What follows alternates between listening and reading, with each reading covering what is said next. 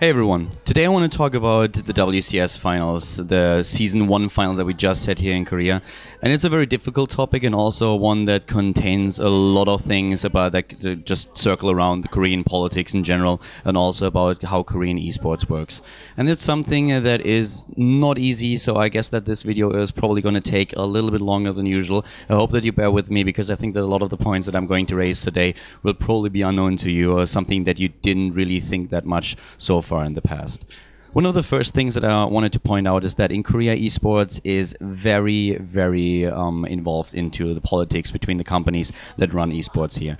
And one of the two big companies are, of course, the GSL with GomTV and OGN, who run the OSL, the Star League, where the next season of WCS will be held. And these two broadcasting companies have been competing for quite some time. Of course, OGN was so far really focused on Brood War up to the point where then it was decided that the entire Casper teams would switch over to StarCraft 2. That was kind of the point where everything changed a little bit. And it's something that has to be considered here because suddenly a company that has been doing TV productions for like 10 years and even more was competing with GomTV, who were focusing a lot more on the online broadcasting. And this is also one of the big problems that we currently have in Korea. Blizzard changed a lot when they introduced the WCS system because now we have a lot of partnerships that Blizzard has been started with companies like OGN, MLG, Turtle Entertainment in Europe, and of course also GomTV.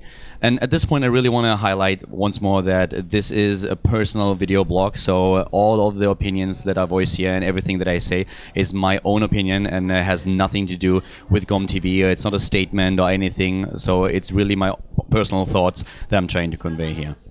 So going into the season finals, one of the biggest issues that we had here was, of course, that if you think about how the season started, it's a little bit weird to hear that OGN is suddenly running the main production. GomTV has been producing the entire season. We had everything from the first WCS Korea Challenger League up to the Premier League and also the qualifiers run by the GSL, by GomTV, and then the finals were held by OGN. If you try to think about that, then this is something where you realize, okay, that there are already a lot of politics involved. This is basically the question who runs the first season within Korea and who gets the right to do the final. So it's a little bit of a trade-off that the companies have here, and it's of course quite understandable that there has to be some kind of compromise heading into the WCS system right now. But this also came with a lot of problems. And one of the things that is really transparent in Korea, if you live here and if you experience this on a daily basis, that might not really be known to a lot of you guys, is that in Korea, esports is pure politics. Everything here is about politics, and a lot of it is also about the outside appearance. That had been quite transparent when we had the Casper players transitioning to StarCraft 2 full-time. If you remember, back then we had a press conference here in Korea where the Casper, OGN, GomTV, and everyone that was involved in esports in StarCraft was at the press conference shaking hands and proclaiming that going forward they would try to grow esports together, that they would work together to make sure that StarCraft 2 would have a golden future in Korea, that Korea would maintain its dominant position within the esports and the StarCraft 2 scene. And they were really adamant about it. So shaking hands, taking pictures. And then just a few weeks and suddenly Casper announced, okay, our players are not going to be allowed to participate in the new qualifier for the GSL Code A. And this was the point where ESF was created, where suddenly like the players were stepping up and were being like, okay, listen guys, you went into this season, you went into this meeting and you said that both teams, both companies would be allowed to hold their league and all of the players would have permission to participate in both leagues. The first OSL season that would be broadcasted by OGN and of course then the GSL season by GomTV. And the players outside of Casper stepped it up there quite a bit, and I really liked that a lot because they were saying, well, you guys just talked about it, and you have to keep your promise here. If you don't do that, then we won't participate in the OSL, and the OSL was about to start like 2 days later. So suddenly there has been a lot of things happening, and there was a lot of pressure on Casper and also on the involved companies. And also you can bet that Blizzard was trying to influence all what happened, everything that happened behind the scenes too. But it just shows that in Korea, not everything that is on the outside is really what's going to happen between the curtains. There's a lot of competition, especially between the broadcasting companies, and that is one of the main things that you have to realize talking about Korean esports. The same principle became also very transparent or very visible when we were heading into the WCS Season 1 finals.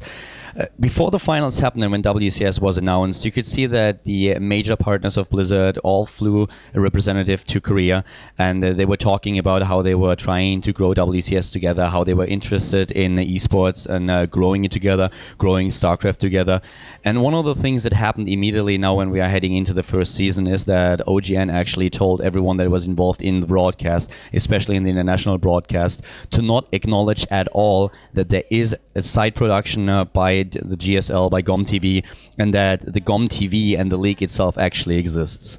This might be a little bit shocking, like just thinking about it, but it's something that has been confirmed to me by a lot of people from different companies.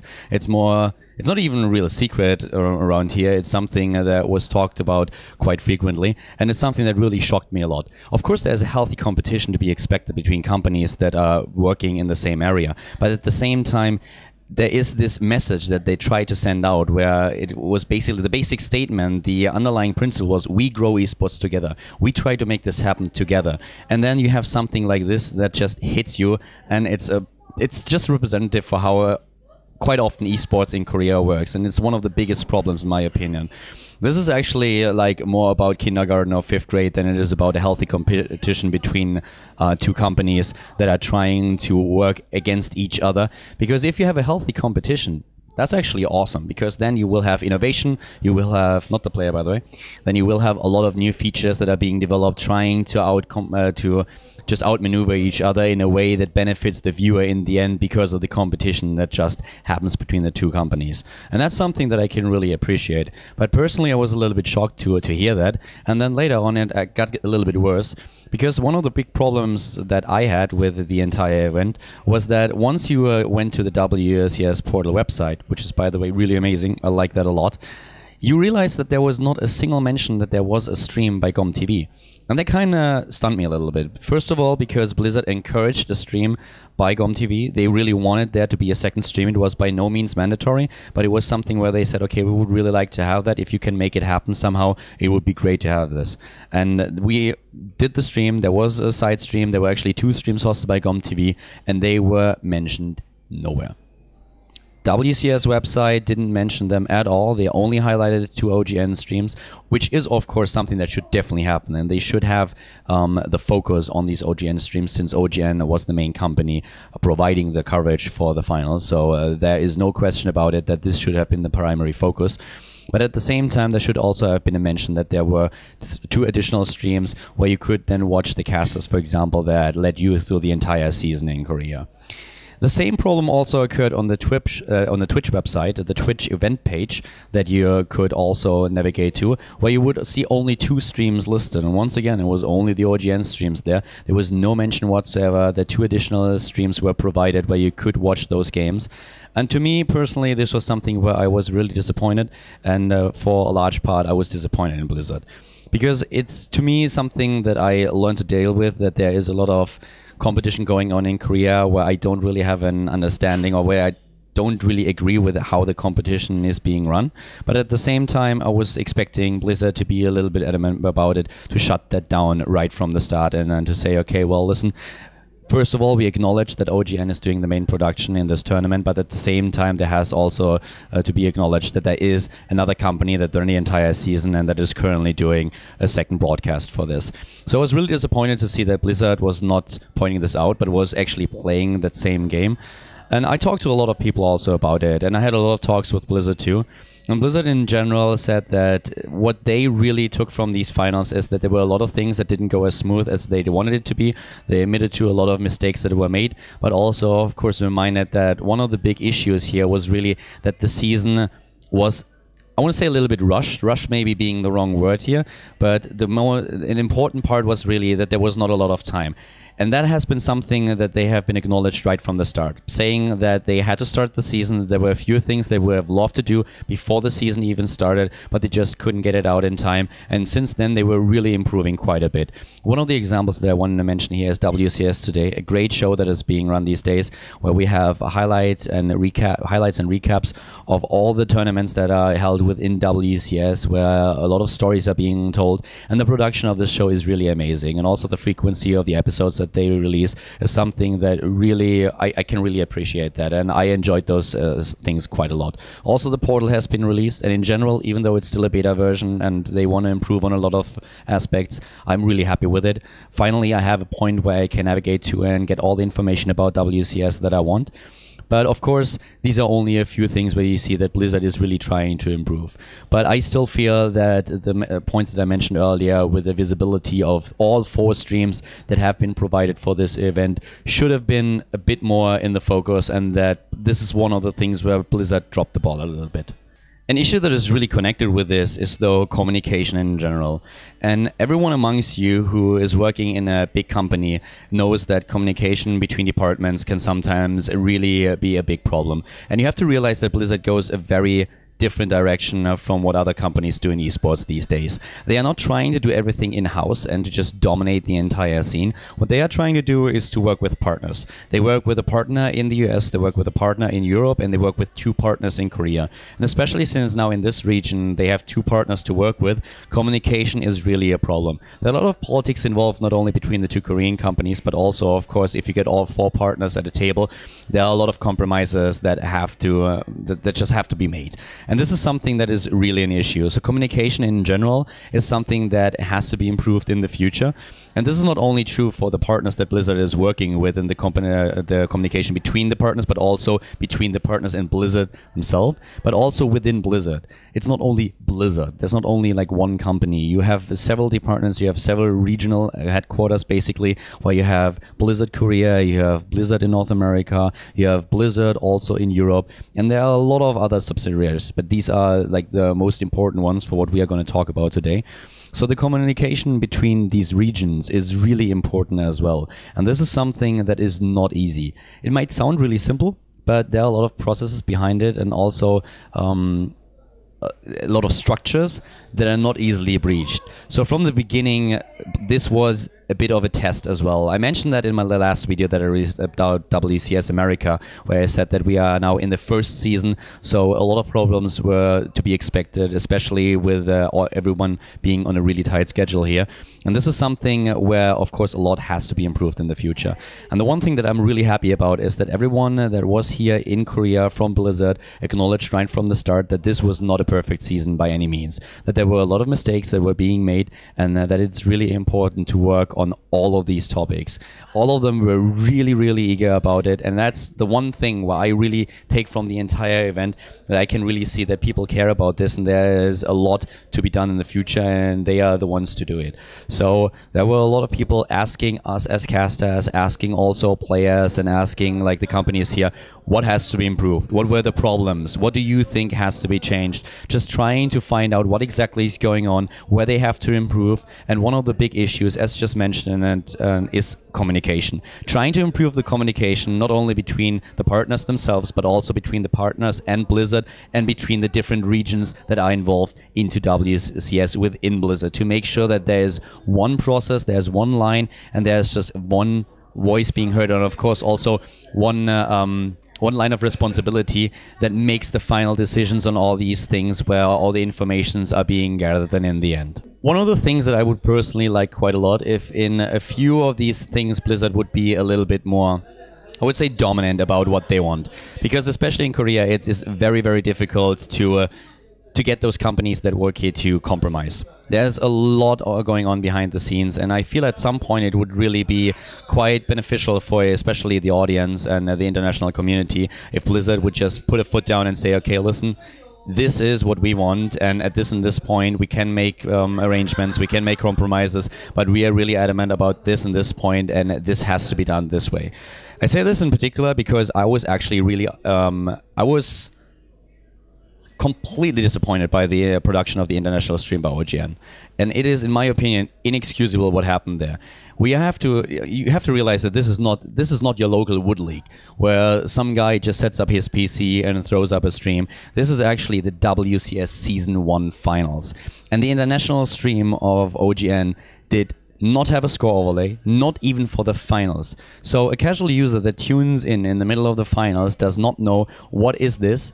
Am I currently looking at the final? Am I looking at the group stage? He has no idea what the score is. He doesn't know anything at all. And that was not only disappointing, but in my opinion, inexcusable. The same thing goes for the stream using the old user interface. I cannot understand this. It is literally a 2-minute process to set up the new user interface. There are no downsides to it whatsoever.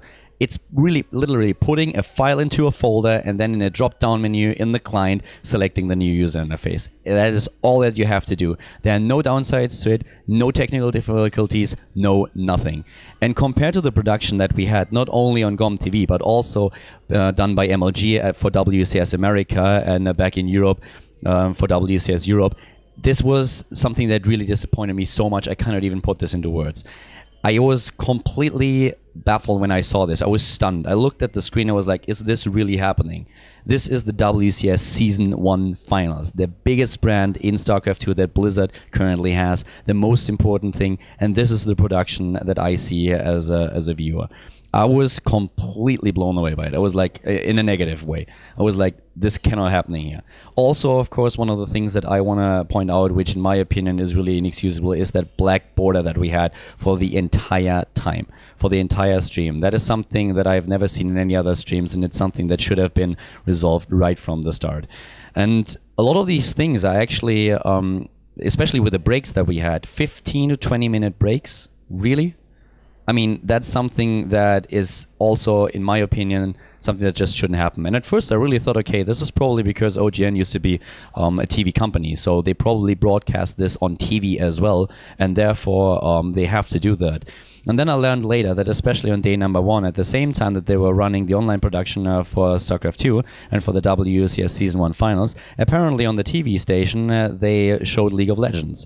So the breaks had nothing to do with any kind of TV production being like linked to the stream. Nothing at all. And therefore I can't comprehend why this happened this way. I don't really want to be too much on OGN here. OGN, I worked with them in the past. The Team House documentary that I did, that some of you might know, is actually something that I did together with them, and I was really surprised, and also it was a great experience. I loved working with them, but I feel that at the finals here, they really dropped the ball. And big time, especially for the international stream. The production for the Korean stream was a little bit better. They at least had a score overlay and were catering a bit better to the Korean audience. But I feel if they didn't have that couch that a lot of people enjoyed with Day 9, with Apollo and with Chobra, people would have been really annoyed about the production in general. The thing that you have to realize here, though, is like, even though they got a lot of good feedback for the couch and for the side stream that they had, it was still the side stream. People were watching it, and especially, of course, the real, like the eSports fans, like the people that are on Team Liquid, on Reddit, they all knew about it. But if you compared the stream numbers, you immediately realized that the main stream was still stream number 1. And stream number 1, in-game, I'm only talking about the in-game production here. Of course, the player shots that we got, that was really something that I quite enjoyed as well. But at the same time, the in-game production was horrible. And this is inexcusable. I'm able to do a better in-game production at home with my PC than they did at the weekend for the WCS Season 1 Finals. And I don't know what happened there, but this is something that has to be changed. And what I personally would have expected is Blizzard watching this for 5 minutes and telling them right away, okay, listen guys, this has to change right now. And whatever happens then, what kind of argument is gonna unfold after this, I feel Blizzard would have had to tell them, okay, listen, if you're not able to do this right now, then we will find someone who will. Because as I said earlier, this is like a 2-minute process, especially for the user interface, and the overlay is something they could have used as well. They showed it on the Korean stream, so they could have easily showed it also on the international stream. There is no problem doing that whatsoever. I was even more horrified when I heard by several people, not only people involved with OGN, that one of the reasons why they actually not used the new user interface was that GOM used it first. This is no joke. Up to this point, I really hope that it is a joke, and that the people that I heard it from were just misinformed or were trying to just fool me. But I heard it by so many different people right now that I really start to believe it. That this is one of these things where it's basically both of you guys see like in 5th grade. You have a friend, both of you see a sandwich, both run to the sandwich, and the first one to lick it can keep it. I used the interface first. Yes, you're not allowed to use it now. It is so ridiculous that it doesn't even make sense. But it's something that at this point I really start to believe. And of course, if you want to have your own super customized interface and not use the standard new interface that Blizzard provides or that you can get from other companies, then suddenly it's a different issue. Then suddenly you need a lot more time to actually set this interface up. But there are standard interfaces by Blizzard that you can use for this. And having that explanation, that just killed me. We are still talking about the WCS Season 1 Finals. This is not some backyard tournament or anything. So that this actually happened really made me very, very sad. Because both companies are amazing at what they do when they show their full potential. And a healthy competition is something that is supposed to trigger innovation and to trigger a lot of new features and just improvements. And if that is actually true, what I just said, and I believe at this point that it is, because of the people that I heard it and from how many people I was told the same thing, then it is exactly the opposite from what you want to achieve having a competition between companies, because that would be stagnation instead of having innovation, and I am a little bit disappointed by it. So that's something that I personally cannot understand, where I lost a lot of respect for what happened there, and I hope that this is going to be improved in the future. And I actually think that Blizzard, as I said, is very well aware of what could have been improved here at the finals, and I talked to a lot of them, and they are really eager to improve what's going on, and they will. I talked about WCS today, I talked about the new portal, and they definitely took a lot from the finals that we had right now in Korea, and also, of course, from the regular season. And they will improve on these points. One of the things that at the same time has to be quite clear, though, is that all of this is going to take some time. There are a lot of changes that have to be made. An example would be the map pool. There has to be in the future at some point a map pool where every single league, WCS America, WCS Europe, and WCS Korea, are using the exact same map pool.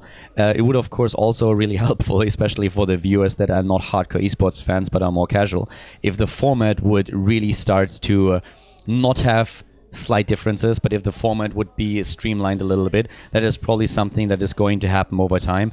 And it's the same is also true for pricing for VODs, for 1080 streams. If all of this would just be one system and not every company having their own system because of the business model that they had in the past. So all of these things have to be changed at some point, and you can be assured that Blizzard will work on these points. But as I said, it's going to take some time. A lot of these changes have to be long-term, and I know that right now Blizzard is not only focusing on what WCS is doing in 2013, but there are already plans for 2014. So this is something that is really long-term. And I don't expect all of the issues that I mentioned earlier and all of the problems that I was talking about to be solved with the second season or even the third season. But as long as there's progress, that is something that personally would just show me, okay, there is something happening. And especially with these commitments that have been made in the past, not only for the players who had to decide on one region for 1 year, but also, of course, the contracts that have been made with the partners here, this is something that is very long-term oriented. So all of these changes will happen over time, and quite a lot of those changes can't just be made within the next day. There has to be a slow development and small steps being taken. There are other issues where you can really make sure that there's a lot of improvement going on, but I really hope that this is something that you guys also realize, that there has to be something happening over time and that it can't be happening overnight.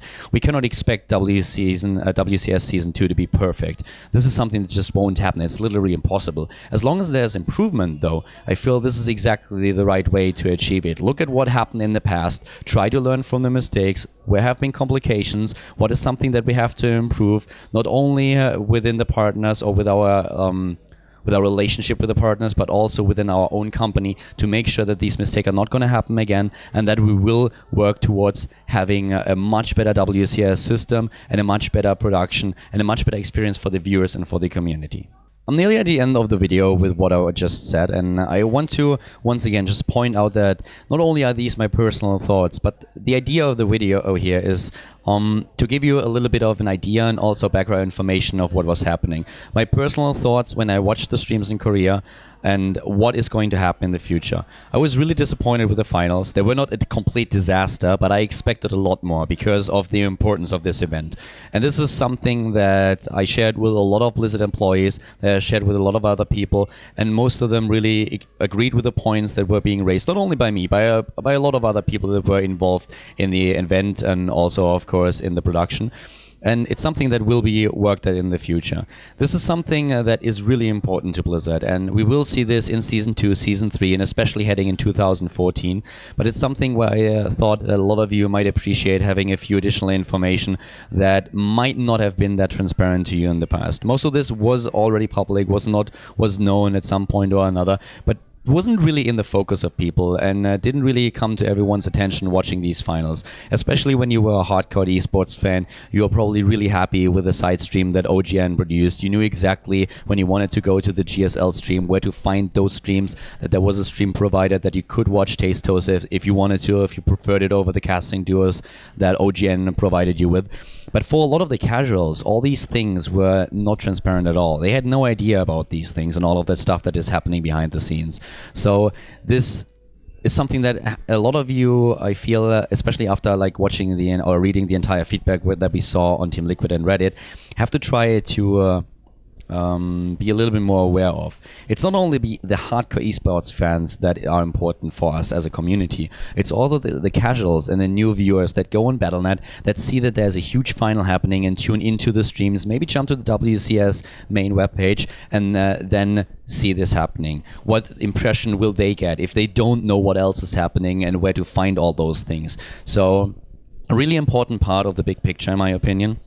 I hope that I could maybe shed a light on a few things that I didn't know just yet. I want to point out once again that I have a lot of faith in Blizzard and them being able to just make this happen in the future. It was already a major step to get OGN and GomTV work together as it is. Having those two companies that had a huge rivalry going on in the past and still have, working together on the finals and sitting at one table doing WCS. This is a huge achievement, and by no means do I want to just let that fall on the table or anything. This is really, really important. I feel it has to be improved in the future. There are a lot of things that have to be improved, but Blizzard is taking the right steps. They are small steps, but they will happen over time. And just what you should take with you after this is, I feel that the whole WCS project is really complicated, especially the communication between the companies and Blizzard and between the regions is very, very complicated. It's something that will be improved in the past. Blizzard is well aware of the mistakes that have been made and they try to improve what they can, but we have to give them some time as well. So for me, this was really important. I hope that I could maybe solve an issue or two, and that in the future you will try to take all these things in consideration when talking about WCS and about what is going to happen now in Season 2 and Season 3. If you have any additional questions, you can always leave me a comment on YouTube. I will try to answer as many as I can. Make sure that you upvote the video if you like the insights, and I would of course always appreciate if you are subscribing to the channel if you haven't subscribed to it just yet. So if you have any additional questions, let me know. I hope that I could help you out a little bit today, and I'm gonna see you next time. Bye bye.